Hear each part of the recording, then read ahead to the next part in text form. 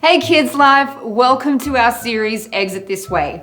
In this series, we'll be exploring the book of Exodus and the journey of the Israelites as God rescues them from the hands of Pharaoh.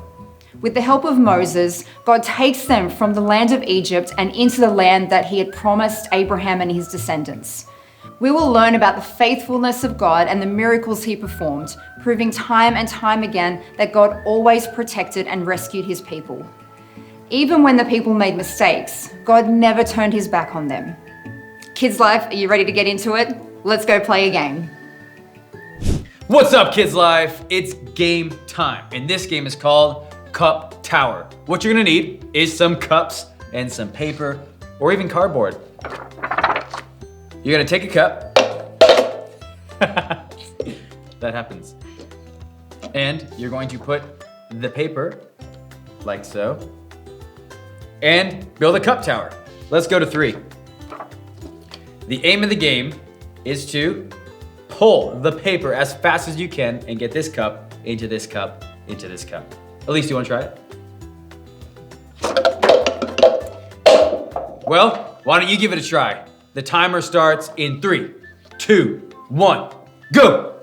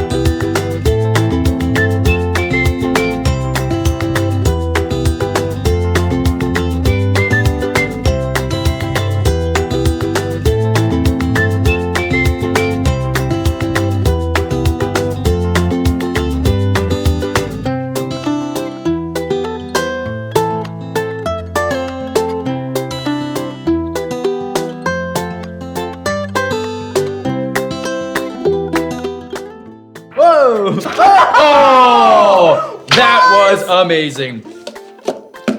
How'd you guys do? We hope that you had fun and that you stacked a very large cup tower. But it's time to check in on our friends. Let's go.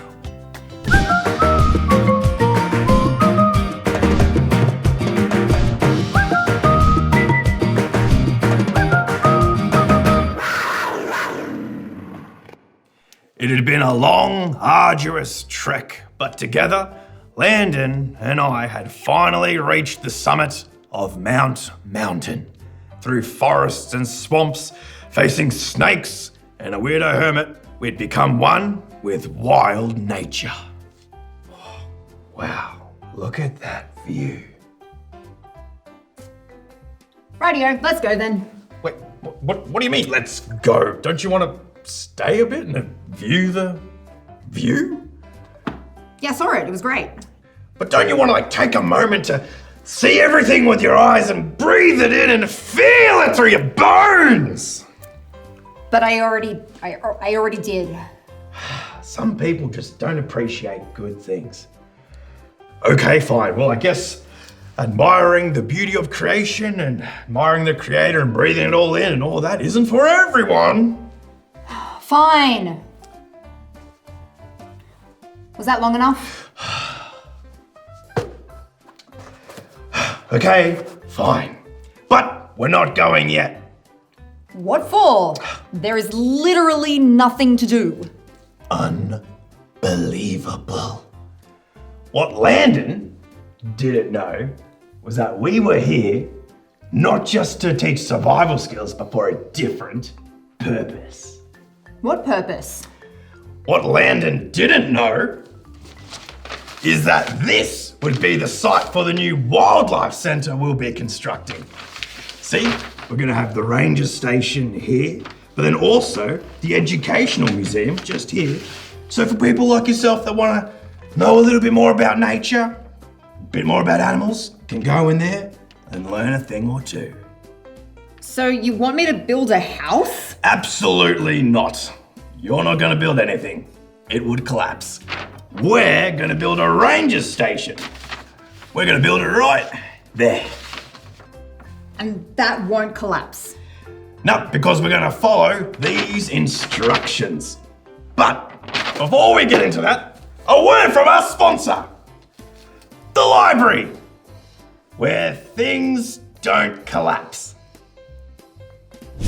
Welcome back to the Library Explorers. It has been one wild ride out there, but I'm glad you've come for a story break. Let's get into it. While Moses was on the mountain, God told him to tell the Israelites to make a tabernacle where God could dwell among them.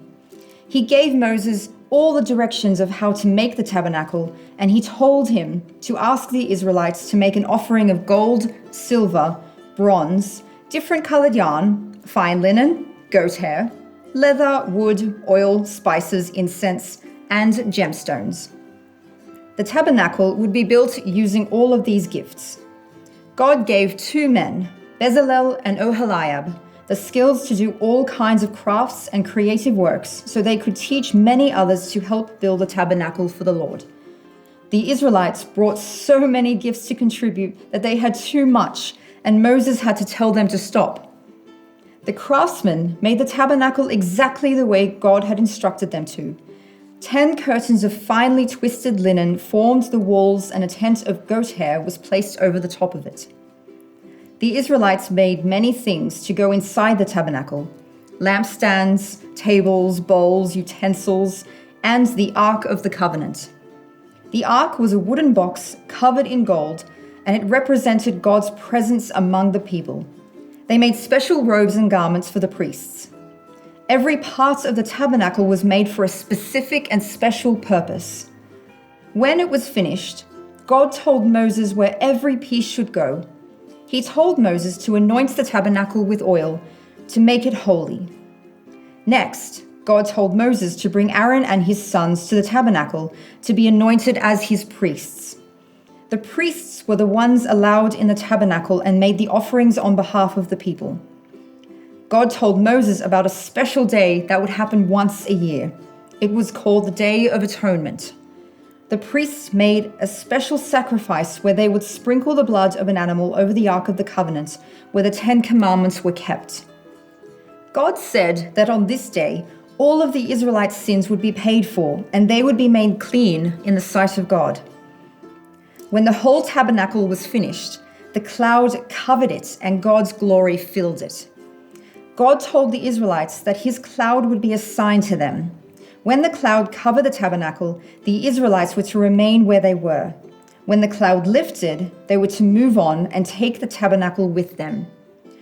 During the day, the cloud was over the tabernacle, and there was fire inside the cloud, so that the Israelites were always able to see the cloud of God. So the ranger station is like our tabernacle, a place where people can come to know God and nature.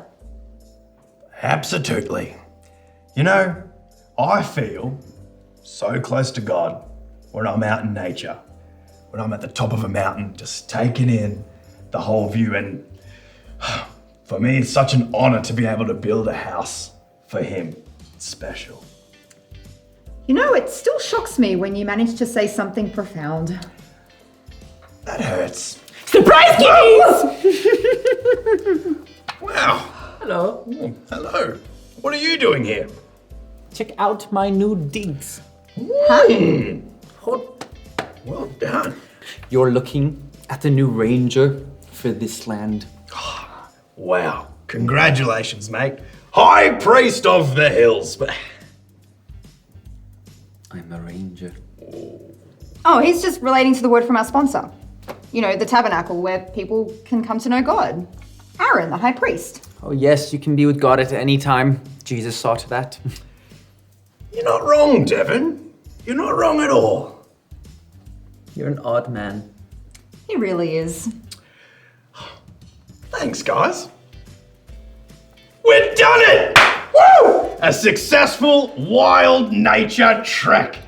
Man, it feels good. In the same way the Israelites built the tabernacle for the Lord so they can hang out with God, we have built this nature conservation center so that we can connect with nature. Woo! Come on, yeah, buddy!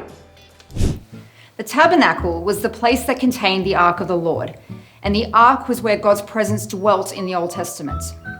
He wanted to be with his people because he loved them so much, and he wanted them to know that he was always with them. Today, God is not restricted to just one place. When Jesus died and rose again, he became the perfect sacrifice that we needed to clean away all of our sin. Because of that sacrifice, God's presence broke out into the lives of every one of his believers. Because of Jesus, we can access the presence of God at any time, no matter where we are. The tabernacle is a reminder that God always wants to be with his people. One last time, KidsLife, do you remember our memory verse? Exodus 6, verse 6. Therefore, say to the people of Israel, I am the Lord. I will free you from your oppression and rescue you from your slavery in Egypt. I will redeem you with a powerful arm and great acts of judgment. Thanks, KidsLife, for joining us for this series. We will see you back here next week for a brand new series.